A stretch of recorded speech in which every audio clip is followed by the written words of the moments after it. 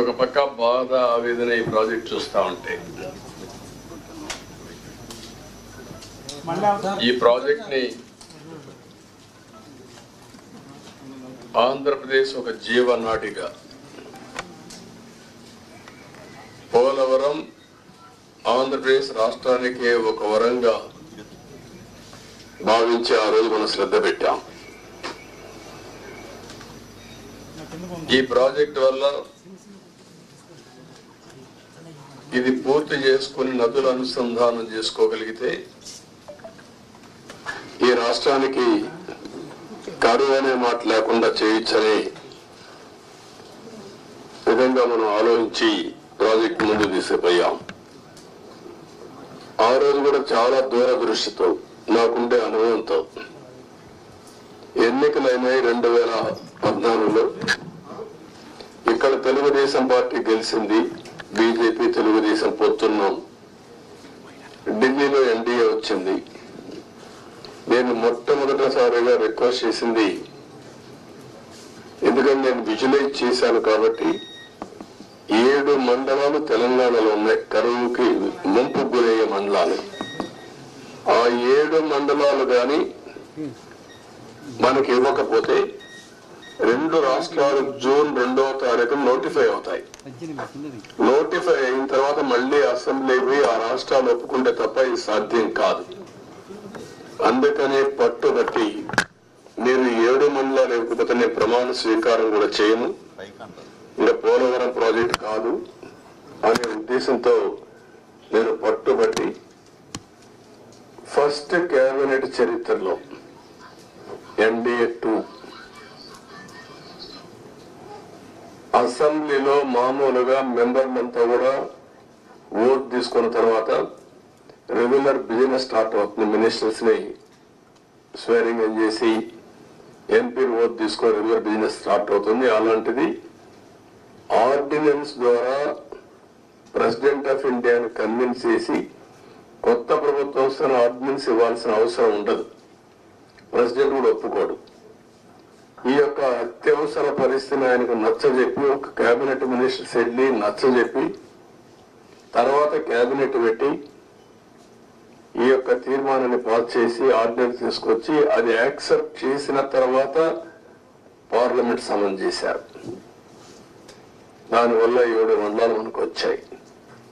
ఆ 7 మండలాలు వచ్చాయి కాబట్టి మనం ప్రాజెక్టు కట్టగలిగాం. అప్పటికే ఈ ప్రాజెక్ట్ చాలా, ఒక మాటలో చెప్పాలంటే అనేక సంక్షోభాలు ఎదుర్కొంది.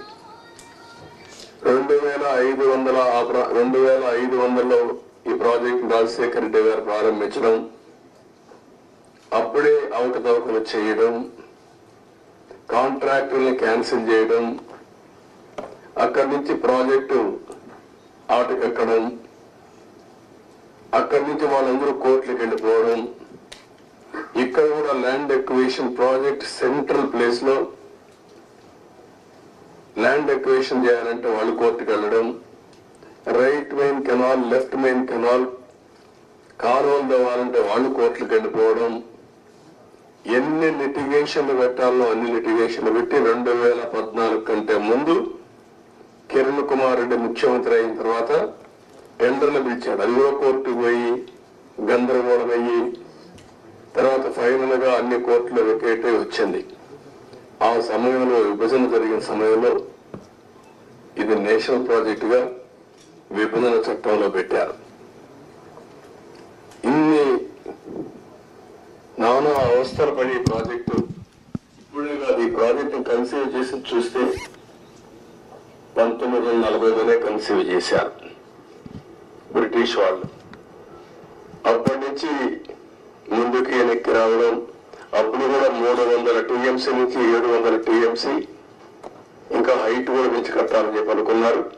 కడాను మనకు వచ్చింది చూస్తే 45.72 మీటర్లు దీంట్లో కట్టినప్పుడు 194 టీఎంసీ ఆఫ్ వాటర్ స్టోర్ చేసేట్టుగా మనం దీన్ని పెట్టుకున్నాం. అంటే 194 టీఎంసీ వాటర్ పెట్టుకుంటే 320 టీఎంసీ ఆఫ్ వాటర్ వాడుకునే అవకాశం వస్తుంది. ఫ్లడ్ వాటర్ వచ్చినప్పుడు ఈ రిజర్వాయర్లు పంపించి అన్ని చేసే అవకాశం వస్తుంది. చూస్తే ఉత్తరాంధ్ర కానీ ఈ యొక్క ఈస్ట్ వెస్ట్ గోదావరి, కృష్ణా, గుంటూరు, ఒక మాటలో చెప్పాలంటే ఇవన్నీ కానీ సక్రమంగా వాడుకుంటే రాయలసీమకు కూడా కరువు ప్రాంతమైన రాయలసీమకి ఇక్కడ గోదావరి నీళ్లు వాడుకొని కృష్ణా వాటర్ వాళ్ళకి ఇచ్చే అవకాశం ఉంటుంది. అవసరమైతే భవిష్యత్తులో అన్ని సహకరిస్తే గోదావరి వాటర్ కూడా రాయలసీమ కూడా తీసుకునే అవకాశం వస్తుంది. ఇది 15 lakh cusecs of water discharge, highest ఇది స్పిల్వే మీద. 3 గ్యార్జెస్ ఉంది చైనాలో, దానికంటే ఎక్కువ. అది ప్రపంచంలో ఒక పెద్ద సక్సెస్ స్టోరీ. అక్కడ కూడా ఇదే రివర్ మార్చారు, అతిపెద్ద ప్రాజెక్టు పెట్టారు, మనం మాట్లాడుకుంటాం. దానికంటే ఎక్కువ వాటర్ ఈ స్పిల్ వే మీద డిశ్చార్జ్ అవుతుంది. గేట్స్ కూడా చూస్తే 48 number, 16 into 21 metres size, 320 metric tons weight కూడా. ఇవి కూడా ఒక పెద్ద ఛాలెంజ్ కింద బిగ్గెస్ట్ గేట్స్ డిజైన్ చేసి మనం ముందుకు పోయాం. ఇంకొక పక్కన మీరు చూస్తే మేజర్ రివర్ ని డైవర్ట్ చేయడం, రివర్ ని డైవర్ట్ చేసి స్పిల్ వేని తీసుకొచ్చి స్పిల్ ఛానల్లో మనం వదిలిపెడుతున్నాం. ఇంకొక పక్కన 99% వాటర్ ని డిశ్చార్జ్ చేసే అవకాశం ఉంటుంది. ఇలాంటి ప్రాజెక్ట్ అయితే 2014-19కి 72% మనం పూర్తి చేశాం. అయితే నేను డీటెయిల్స్ కి ఈరోజు పోవడం లేదు, మెరిట్స్ మళ్ళీ మాట్లాడతాను. కానీ బాధ అంతా ఏంటంటే ఆ డేట్స్ కూడా మీకు మళ్ళీ ఇస్తాను నేను, మీరు కూడా స్టడీ చేయాలి. ఈ రాష్ట్రంలో ప్రతి ఒక్కరు కూడా అర్థం చేసుకోవాల్సిన అవసరం ఉంది. ఒక వ్యక్తి రాజకీయాలకి ఉండదగ్గ వ్యక్తి కాని వ్యక్తి రాజకీయాల్లోకి వచ్చి రాష్ట్రానికి ఒక శాపంగా మారి, ఎందుకు నేను ఈ మాట వాడుతున్నానంటే ఇది ఒక ఉదాహరణ. పోలవరం కేస్ స్టడీ, ఇలాంటి చాలా జరిగాయి. అతిపెద్ద తప్పు కాదు, తప్పు కంటే కూడా ఒక శాపంగా మార్చేశారు రాష్ట్రానికి. మామూలు కాదు ఇది, క్షమించరాని నేరం కూడా. ఒక చిన్న తప్పు చేసేది అనుకుంటాం, అలాంటి పెద్ద ఇది చేసి డయాఫామ్ వాల్. ఇక్కడుండే ప్రెస్ లో మీరు చాలా మంది ఉంటారు. నేను దగ్గర 30 సార్లు వచ్చే 31సారి ఈ ప్రాజెక్ట్ కి. నా మనసంతా ఈ ప్రాజెక్ట్ మీద ఉంటుంది. అందరికంటే ఎక్కువ బాధపడే వ్యక్తిని నేనే. నా కష్టాన్ని బూడిదలో పోసిన పన్నీరుగా చేశారు. ఎందుకు ఈ మాట వాడుతున్నానంటే, పండగ రోజు కూడా నాగపూర్కి వెళ్ళి, ఇప్పుడు గట్కర్ ఎక్కడ ఉంటే వాళ్ళ ఇంటి దగ్గర ఉంటే పోయి ఆయనతో మాట్లాడి, అదే మాదిరిగా అప్పుడు ఉమాభారతి మినిస్టర్ అంటే ఆవిని కన్విన్స్ చేసి, ఎక్కడ ఎలాంటి అడ్డంకులు లేకుండా అన్ని అడ్డంకులు, ఇక్కడ కూడా ఒకసారి 2 సార్లు అయితే ల్యాండ్ ఎక్విజిషన్ అప్పుడు అంతా కూడా కొంత ట్రబుల్స్ క్రియేట్ చేస్తే వాళ్ళందరినీ పిలిపించి నయానా భయానా చెప్పి వాళ్ళకి కన్విన్స్ చేసి వాళ్ళకు లిబరల్ గా రీహాబిలిటేషన్ కానీ రిలీఫ్ కానీ ఇచ్చి మొత్తం చేశాం. వీళ్ళు చేసిన పని మీరు చూస్తే ప్రభుత్వం వస్తానే రివర్స్ టెండరింగ్ అన్నారు. వచ్చిన వెంటనే అదే రోజు, ఒక మాటలో చెప్పాలంటే సేమ్ డే ఏజెన్సీని మార్చేస్తామని చెప్పి స్టేట్మెంట్ ఇచ్చారు. 4-5 రోజుల్లో ఇక్కడి నుంచి ఏజెన్సీని వైండప్ చేసి బయట పంపించారు. ఉండే స్టాఫ్ అంతా మార్చేశారు. ఆ ప్రిన్సిపల్ సెక్రటరీ, ఇంజనీరింగ్ చీఫ్ అందరినీ మార్చేశారు. అక్కడి నుంచి ఎవ్వరికీ తెలియని వ్యక్తులు పెట్టేశారు. ఇక్కడ 19-20 వరదలు వచ్చాయి. గోదావరి వరదలు వస్తే ఎంత తీవ్రంగా వస్తాయో మనందరికీ తెలుసు. 2 సార్లు వరదలు వచ్చి మొత్తం మీరు చూస్తే దగ్గర డయాఫ్రామ్ వాల్ 4 చోట్ల బ్రీచ్ అయిపోయింది. 35% డ్యామేజ్ అయింది. మనం ఆ రోజు ఈ యొక్క డయాఫ్రామ్ వాల్ మీరు ఒక్కసారి చూస్తే మొత్తం 446 కోట్ల రూపాయలతో డయాఫ్రామ్ వాల్ వాటర్ ఫుటింగ్ లో అప్పుడు కూడా ప్రాబ్లమ్స్ ఉంటే 2 సీజన్లో పూర్తి చేశాం.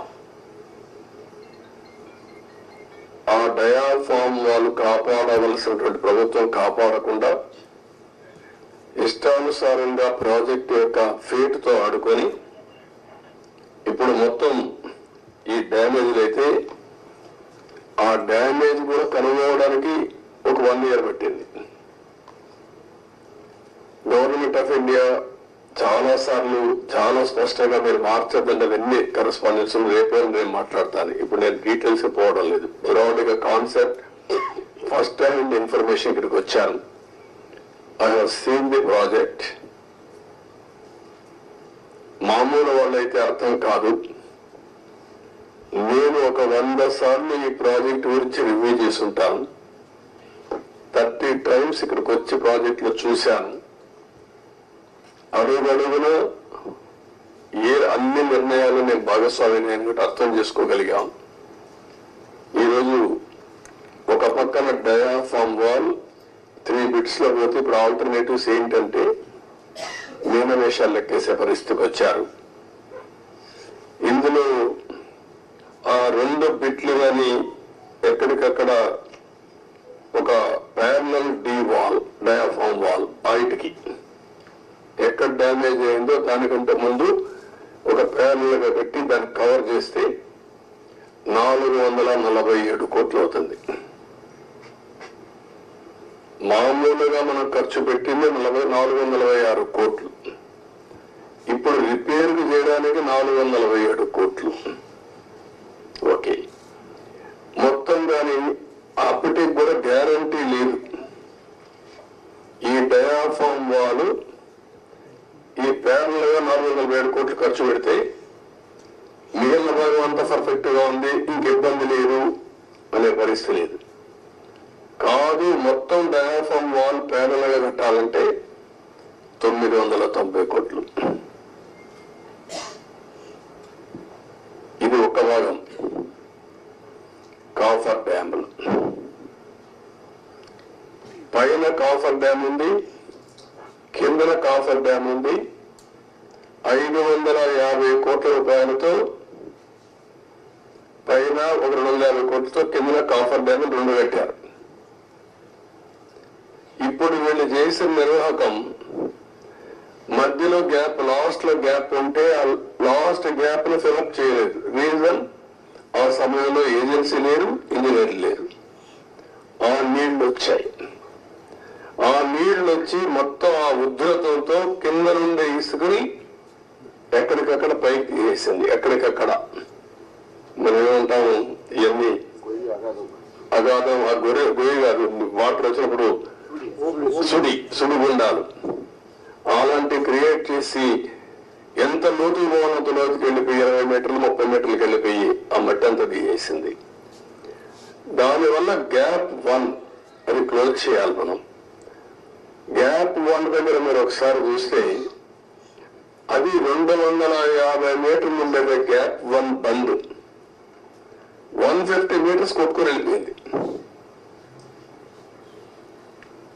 దాని మీద ఇప్పుడు ఇసుకేసి కొంచెం ఫిలప్ చేశారు. ఇప్పుడు ఆ ఇసుకేసి అది ఫిలప్ చేస్తే దాన్ని మళ్ళా గ్యాప్ 1 ఫిలప్ చేయాలి మనం.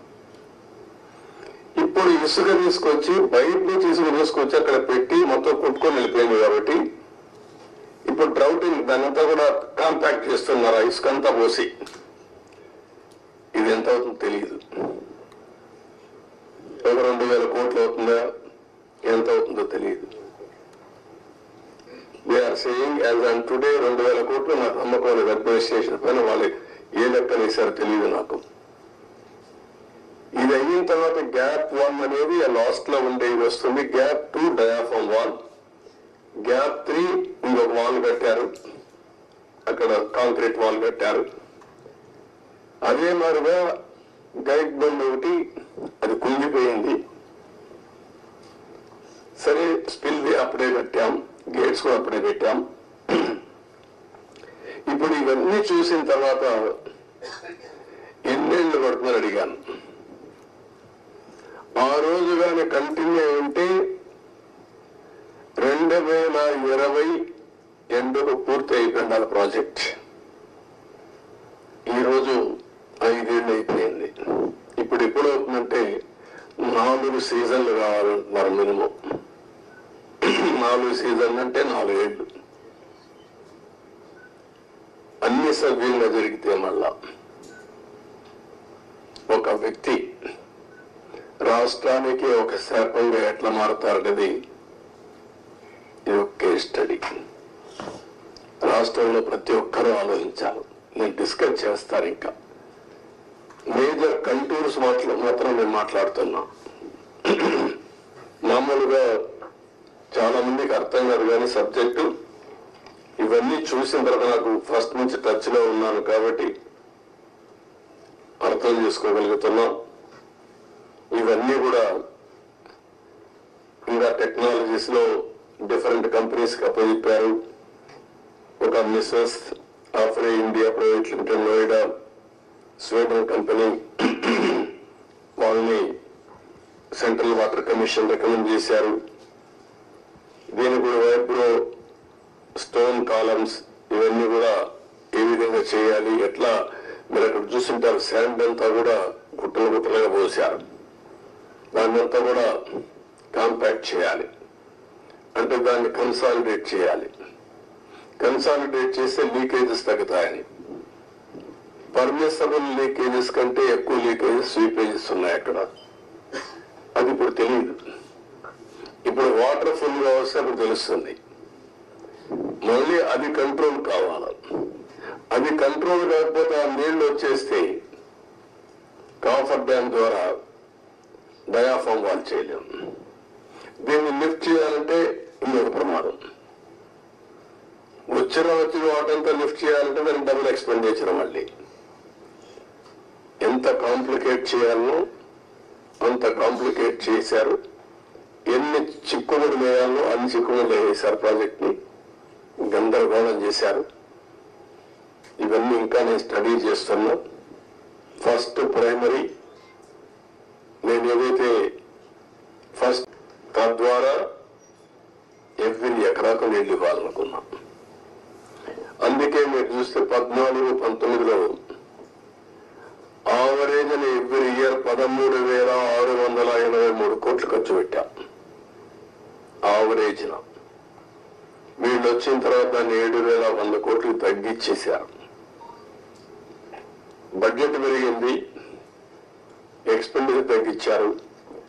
ఆ డబ్బులు కూడా కాంట్రాక్టర్లకు అడ్వాన్స్ ఇచ్చుకున్నారు తప్ప ఎక్కడ ఏ పని కాలేదు. అంత మునుపు కూడా రాజశేఖర్ ముఖ్యమంత్రిగా ఉంటే 4,200 కోట్లే ఖర్చు పెట్టాడు. తర్వాత 3,430 కోట్లు ఖర్చు పెట్టారు. ఫస్ట్ టైం చరిత్రలో 13,683 కోట్ల రూపాయలు ఎవ్రీ ఇయర్ ఖర్చు పెట్టి సాగునీరు కోసం ఎక్కువ ప్రాధాన్యత ఇచ్చాం. పోలవరాన్ని కూడా ముందుకు తీసుకెళ్లాం. ఈరోజు ఈ పరిస్థితిలో మీరు కూడా అధ్యయనం చేయండి. డేటా అంతా మీకు కూడా ఇస్తాను. ఇందులో రహస్యాలు ఏమీ లేవు. అలాంటివన్నీ స్టడీ చేసి మనం ఏం చేయాలో చేయడం, దీన్ని కంప్లీట్ చేసుకోవాలి. ఇది ఒక కేస్ స్టడీగా ప్రతి ఒక్కరికి అర్థం కావాలి. రాష్ట్రంలో ఉండే ప్రతి ఒక్క వ్యక్తికి సంబంధించిన ప్రాజెక్ట్ ఇది. వాళ్ళ భవిష్యత్తుకు సంబంధించిన ప్రాజెక్ట్ ఇది. ఏదేమైనా బాధ, ఆవేదన, ఒకసారి ఎమోషన్ కూడా వస్తుంది. నిబ్బరంగా ఉండి దీన్ని ముందుకు తీసుకుపోవాల్సిన అవసరం ఉంది. మొదటి కావాలి, రివర్స్కి వచ్చేది. ఇప్పుడు నీకు ఎన్నికలన్నీ ఇరిగిపోతే ఏం చేస్తాను?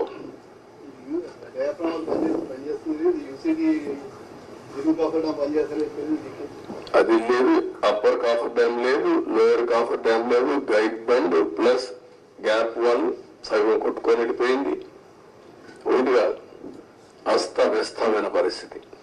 సార్ రివర్స్ టెండరింగ్ అన్ని చేశారు కానీ డబ్బులన్నీ ఆదా చేస్తున్నామని చెప్పి వేరే సంస్థలతో పని చేయించారు. ఇప్పుడు దానివల్ల ఆదాయం ఎంతండి? ఇప్పుడు కథనంగా ఖర్చు అయిపోతుంది ఎంత?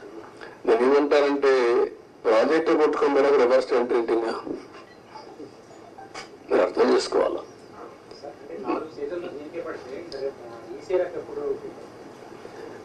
వాట్ ఐఎమ్ సేయింగ్, ఇది 3 సీజన్లలో పూర్తి చేసి ఈసీఆర్ఎఫ్ తీసుకురావాలా. దట్ ఈస్ ప్రైమరీ వాళ్ళు చెప్పిన రిపోర్టు. దాన్ని నేను ఇంకా అధ్యయనం చేయాల్సిన అవసరం ఉంది. ప్రాథమికంగా వాళ్ళు ఇచ్చినటువంటి రిపోర్ట్లు ఇచ్చిన డేటా నేను చెప్పాను. మళ్ళీ వీళ్ళు ఎంతవరకు అవగాహన చేసుకున్నారు? సిఏ చెప్తుంది, కేంద్ర మంత్రి ఏం చెప్తాడు? మళ్ళీ ఈ సమస్యలన్నీ పెట్టారు. వాళ్ళు ఎప్పుడు రిపోర్ట్లు ఇస్తారు?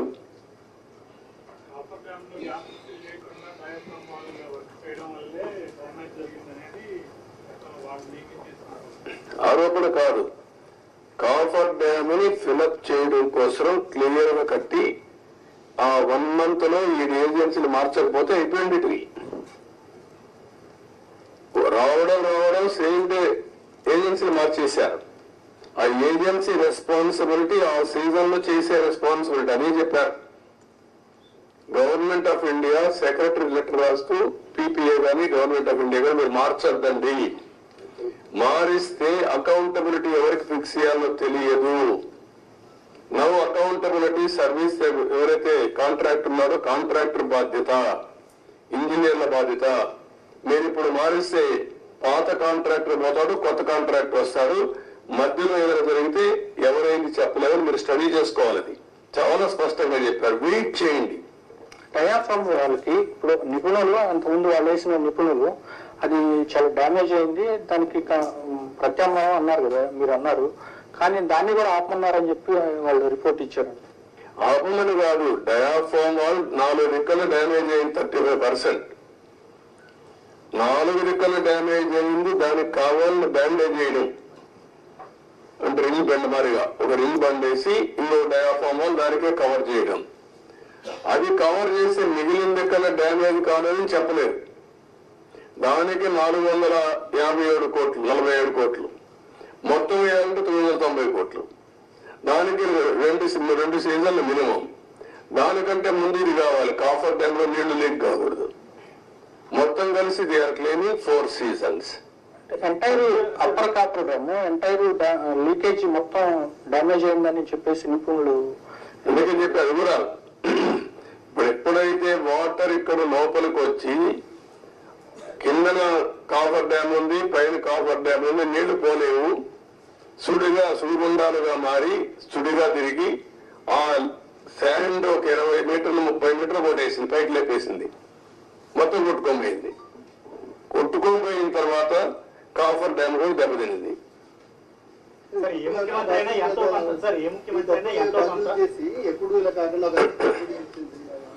అంటే ఏం చేయాలి? నేను మిమ్మల్ని అడిగేదంటే మీరు అందరూ కూడా చర్చ చేయాలి, ప్రజలు కూడా చర్చ చేయమని చెప్పాలి. సార్ ఏ ముఖ్యమంత్రి అయినా అభివృద్ధిలో ఎంతో కొంత తన మార్పు చూపించాలని చూస్తారు, కానీ 5 ఏళ్ళు జర ఉండిపోవడం అంటే ఏంటి అనుభవం లేకపోవడం వల్ల జరిగిందా లేక వేరే ఎజెండా ఉందా? అజెండా కాదు, అజం, మూర్ఖత్వం, అజం, ఏమీ తెలియకపోయినా ఇష్టానుసారంగా బిహేవ్ చేయడం, ఒక పద్ధతైన రాజకీయాలు చేయడం. అందుకే చెప్పాను, రాజకీయాల్లో ఉండదగ్గన వ్యక్తి కాదు. ఎలాంటి వ్యక్తులు రాజకీయాల్లో ఉండకూడదో అలాంటి వ్యక్తి కేస్ స్టడీ ఇది. Not only this.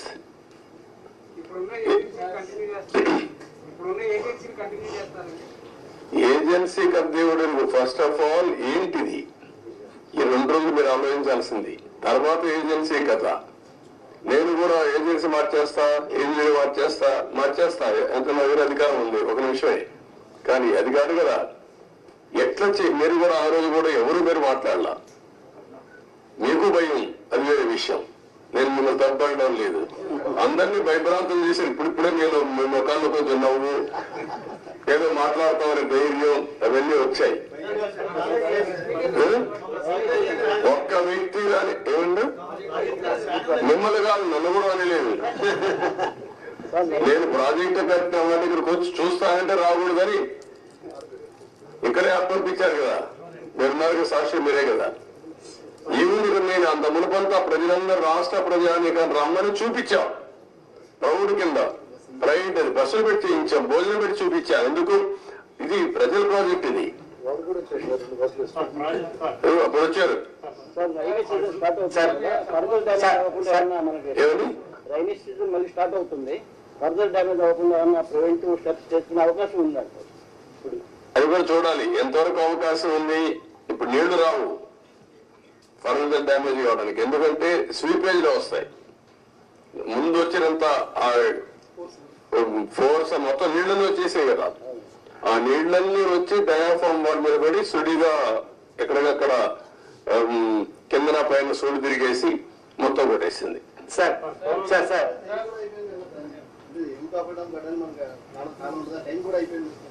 ఇప్పుడు చేయలేరు, November December season is over. Sir 2019 నుంచి సార్ ఎవరి దగ్గర చేద్దాం? Good point. బాధ్యత ఉండాలి కదా వ్యక్తులకి, ఉండాలి. అదే దాని మీద డిబేట్ చేయమన్నా ప్రజల్ని. సార్ సీఎం గారు గత ప్రభుత్వంలో ముఖ్యమంత్రి గారు ఒక రకంగాను, ఒక మంత్రి అనిల్ గారు ఒక రకంగాను, ఇంకో మంత్రి ఏమో వేగంగాను పోలవరం దీని గురించి ఇచ్చేశారు. మనకు దానికి డిఫరెన్స్ గా ఏం చేయకూడదు అంటే ఇప్పుడు ఏం చేయాలని నేను అడుగుతాను మిమ్మల్ని. నేనేం చేయాలని నేను కూడా ఇంకా అధ్యయనం చేస్తున్నా. ఈ రోజు ఒక మాట చెప్పి రేపు ఒక మాట చెప్పి డయాఫాల్ అంటే అది ఎక్కడ కనపడలేదు నాకంటే. అలాంటి మంత్రులు చూసాం, డయాఫామ్ వరకు కనపడలేని మంత్రి. సార్ 2019 నుంచి 2024 వరకు సార్ 2019 నుంచి 2024 వరకు పోరాడు ప్రాజెక్టులు జరిగిన అక్రమాలపై ఏదైనా కమిటీ వేసే అవకాశం ఉందంట. అరే కమిటీ వేద్దామయ్యా, అది కాదు కదా మిమ్మల్ని మీరంతా కూడా ఏంటంటే మీరు కూడా ట్రెడిషనల్ గా ఆలోచిస్తున్నారు. మీకు కన్సర్న్ కనపడాలి. నాకు ఒక ఎంక్వైరీ చేసేయండి, యాక్షన్ తీసేసుకోండి, ఏం చేస్తారు మీరు. ఇంత డ్యామేజ్ జరిగింది, ఇన్ని వేల కోట్లు, ఇంత ప్రజల భవిష్యత్, ఇది ఎంత అన్యాయం జరిగింది. అది మీరు డిస్కస్ చేసే బదులు మీరు కూడా ఒక ఎంక్వైరీ చేసేయండి, ఎప్పుడు చేసేస్తారు చెప్పండి, ప్రాజెక్టు ఎంత అవుతుంది చెప్పేయండి అంటే నాకేదో పెద్ద అన్ని నాకు తెలిసినప్పుడు రాసికి. సార్ నిర్వాసితులకు సంబంధించి సార్ ప్రాజెక్ట్ గురించి ఒక విషయం పక్కన పెట్టినా, నిర్వాసితుల గురించి ఏంటి సార్? అది కూడా ఇది అది అన్ని లింక్డే. ప్రాజెక్ట్ కట్టకపోతే డబ్బులు ఇవ్వలేరు కదా, గవర్నమెంట్ ఆఫ్ ఇండియా కూడా ఇవ్వదు కదా, వాళ్ళకు అన్యాయం జరిగింది కదా, రోజు రోజు పెరిగిపోతుంది ఖర్చు కూడా. మళ్ళీ ఇప్పుడు వాళ్ళకి అప్పుడే కానీ ఇచ్చుంటే తక్కువ అమౌంట్ అయ్యేది, రోజు రోజు అమౌంట్ పెరిగింది, R&R పెరుగుతా ఉంది, ల్యాండ్ ఎక్విజిషన్ పెరుగుతా ఉంది. వెరీ కాంప్లికేట్ చేసేసారంటాను ప్రాజెక్ట్ ని. Sir one minute. You said you were having good relations with the Prime Minister. Are you going to have any influence with the Prime Minister to get the 10,000 crores for the Polvaram project? అయిపోతుంది అడిగి 10,000 కోట్లు నీకు ఇస్తాను, మీరు చేసేస్తారా? That amount is spent. What I'm asking you, are you able to study the project? First of all ఇక్కడ press కూడా మీరు గుర్తుపెట్టుకోవాల్సింది, హాఫ్ హ్యాండెడ్ గా హాఫ్ హార్టెడ్ గా కాకుండా కొంచెం స్టడీ చేసి కన్స్ట్రక్టివ్ గా పాజిటివ్ గా సజెషన్స్ ఇవ్వండి. ప్రాజెక్ట్ కంప్లీట్ చేయాలి, నష్టం చేసిన వ్యక్తులపై చర్యలు తీసుకోవాలి. At the end of the day రాష్ట్ర భవిష్యత్తు, నేషనల్ ఇంట్రెస్ట్ కూడా కాపాడుకోవాలి. సార్ వన్ క్వశ్చన్ సార్, ఇప్పుడు 441 crores 990 crores రెండు ఆప్షన్స్ చెప్పారు, వాడికి సెంట్రల్ గవర్నమెంట్ నుంచి అసిస్టెన్స్ వచ్చే అవకాశం ఉందండి? వాట్ ఐఎమ్ సేయింగ్, ఇంత డ్యామేజ్ వాళ్ళు ఏమి చెప్పారు, ఏం చెప్తారు, ఇంతవరకు మాట్లాడలే కదా. నేను సీఎంఏ మొన్నే ఫస్ట్ విజిట్ వచ్చాను, అర్థమైన కూడా అర్థం చేసుకున్నాను. ఇప్పుడు వాళ్ళతో మాట్లాడి దీన్ని ఏ విధంగా ఫైనలైజ్ చేయాలి. అకౌంట్ మంత్రి కూడా మారాడు, లాస్ట్ టైం ఉన్న మంత్రి ఇప్పుడు లేడు, ఇదంతా కొత్త. కాస్త కూస్తో అందరికి మధ్య నేను ఒకరిగా సబ్జెక్ట్ ఉన్నామంతే. ముందు ప్రారంభించి ఇప్పుడు 4వ మంత్రి కేంద్రంలో, 3 మంత్రులు అయిపోయారు ఈ ప్రాజెక్ట్ వచ్చిన తర్వాత. 4th మినిస్టర్ వచ్చాడు ఇప్పుడు. ఇవన్నీ ఆల్ ప్రాబ్లమ్స్ ఉన్నాయి, బట్ ఏ విధంగా సార్ట్అవుట్ చేయాలో సీరియస్ గా తీసుకుంటున్నా. అదే సమయంలో రాష్ట్రంలో ప్రజలకు అర్థం కావాలి, రెండు బ్యాలెన్స్ కావాలి. నేను అందుకే చెప్పాను, జగన్మోహన్ రెడ్డి లాంటి వ్యక్తులు రాజకీయాలకు కానీ ఒక నాయకుడిగా ఒక రాష్ట్రాన్ని లీడ్ చేయడానికి అర్హత లేదనడానికి ఇవన్నీ ఉదాహరణలు. మేమేదో ఎలక్షన్ లో 164 సీట్లు రావడం ఒకటే కాదు, వీళ్ళ బిహేవియర్, వీళ్ళ యొక్క ప్రవర్తన ఒక్కసారి మీరు కానీ బ్యాక్ ముందు నుంచి ఆలోచిస్తే ఈ ప్రాజెక్ట్ ఒక కేస్ స్టడీ మీకు అందరికి, మీరు కూడా విట్నెస్. కనీసం ఇక్కడికి వచ్చి ఎప్పుడైనా ఈ 5 ఏళ్ళలో ఒక్కరోజైనా పురస్కారం పెట్టా, ఈ ప్రాజెక్ట్ ఏం చేశారు చెప్పారా? ఎక్కడా లేదు. అక్కడ పెట్టలేదు, ఇక్కడ పెట్టలేదు, ఎక్కడా లేదు.